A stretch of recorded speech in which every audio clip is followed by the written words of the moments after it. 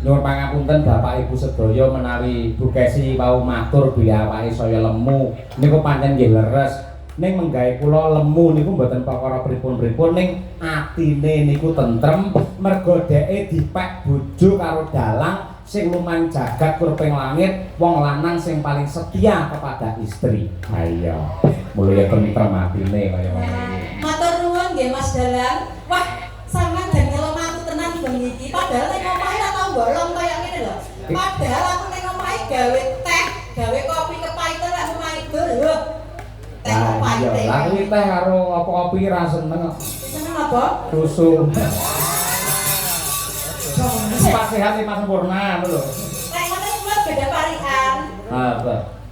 Ikan bandeng gurih rasanya. Pak Cahyo yang ganteng, Bu Kesi yang punya. Ada sampai sing duwe wong liya tak tembak dor. Iya. Yo. Ana bandeng. Napa? Kok kena dibedhek. Cakep. Pak Cahyo ganteng, senenge dolan ning kali kethek. Deh, apa kuwi iki tempat apa itu? Orang ngerti bapak-bapak kae iki Pak ke. Apa kan itu? Santren. Pesantren. Oh, pesantren terus aku tulung Jantrono, anakku tak pondoke ning kono, Pak. Ya. Nah, payu kowe malah. Matur nuwun Bu Inggi nggih. Sampun dugi griya kula kali bapak-bapak perangkat. Wah, dan remen sanget nalika Bu Inggi kali perangkat desa rawuh teng griya kula Jaten. Nggih namung kula cepaki wedang ngoten kala Bu, ngapunten. Nggih. Niku mawon mboten damel piyambak Bu, niku njukuk ing warung. Ayo beneran itu Pak Mas. Iya. Ditabuh tutuk kaya palu ae ora kaya. Sik lho Pak, kuwi Pak. Sosi deman Pak, sering guling. Saya tak Pak, sisi di mana kok sering guling dimune jenengan? Nggih. Sisi di mana saya Pak? Nggih. Kok sering gulingnya lek goro-goro. Waduh, kaya dalange nata dhewe. Saking senengku lho Pak, yang ngene iki ning Babaran Senori ngene iki jan urung kaya metu sego. Saiki wis metu sego kotak lho, kudune jam 1 metune ning gandeng panitia ibu-ibu sregep tenan. Pun medal nasi kotak. Wis metu. Sampun. Tengah rolas, biasanya tengah rolas aku yang metu. Ayo, lumayan, apa ya? Nakal, Cok. Segone kuwi lho.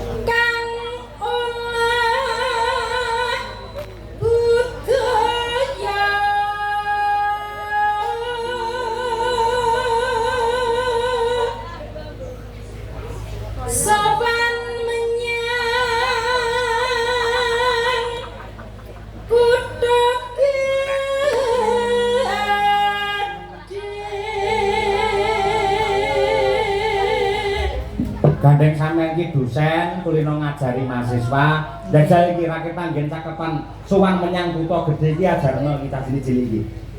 Iki lho kepenane niku 50 iki mau ya. Ayo. Tole sik ireng Bu Kesi ya. Sampeyan gelem tak ajari nembang ya, tak wae. Oh, jumbuyan-guyu anake Prapto iki lho, jumbuyan-guyu. Cak bagus. Dimirengke Bu Kesi, dirungokne. Tak warai nembang ya. Sithik wae, mengko lek iso sampean tak sangoni meneh, tenang wae.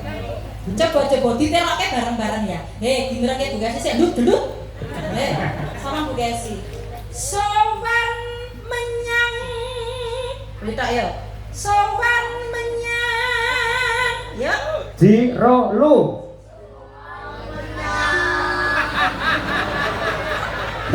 Al-Fatihah. Lek kurang dhuwur sih ki diunggahke ngene lho. Sowan menyang yo.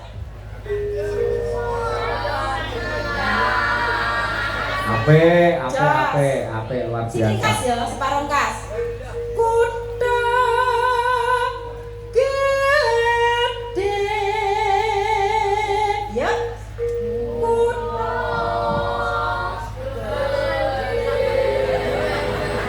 Wah, 100. Ayo ibu-ibu sing nang kono. Ibu-ibu sing nang kono ya, ibu-ibu bareng ya. Sowan menyang. Ya. Kurang banter Bapak Ibu. Sowan menyang. Semangat.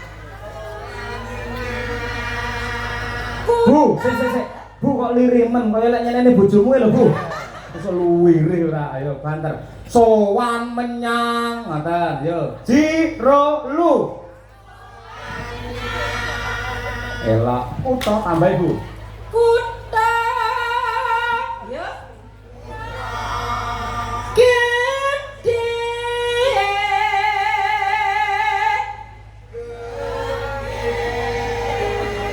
Tepuk tangan untuk ibu-ibu luar biasa Mbak narasinya. Sing ora ra ketok peteng gedhe tak kira lek opo ya iki bangsane opo niku akeh bae. Halo Bapak Ibu sedaya. Nggih. Ya Allah ra ketok lho Pak. Bae ten sing wau nggih tiyang ya Allah. Rumangsamu apa wirunane ya 300 lho ngawur ya ora. Lanjut Bu.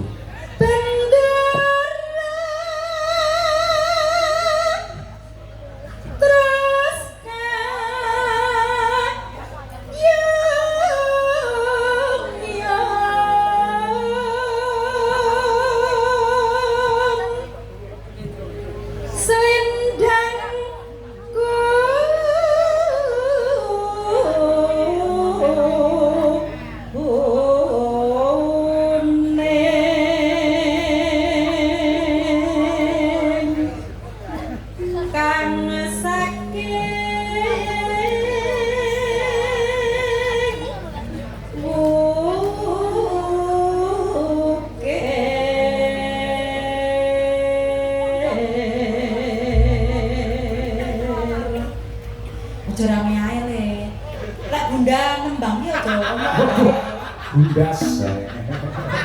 Ini Bunda enggak mireng tabuhane gender ya. Lah kuwi ngrasani sampean aku mau. Pripun? Jare buka sih menawa duwe bae ngapusi. Apa bari ya? Suara kurang permana ning wasis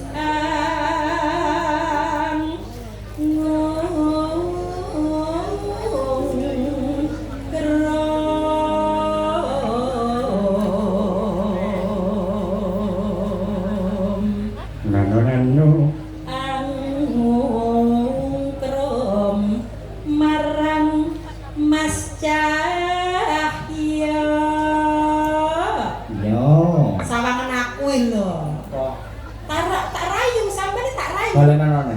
Angung krom marang Mas Cahya. Mung emane Mas Cahya lagi neng kali kethek. Atoh.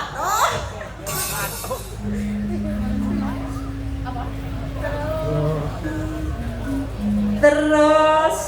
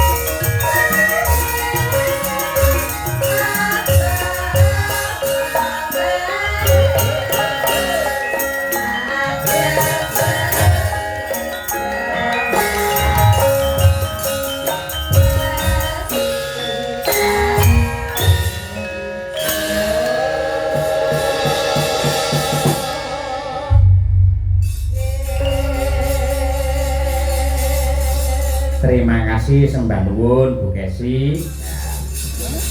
Yo saya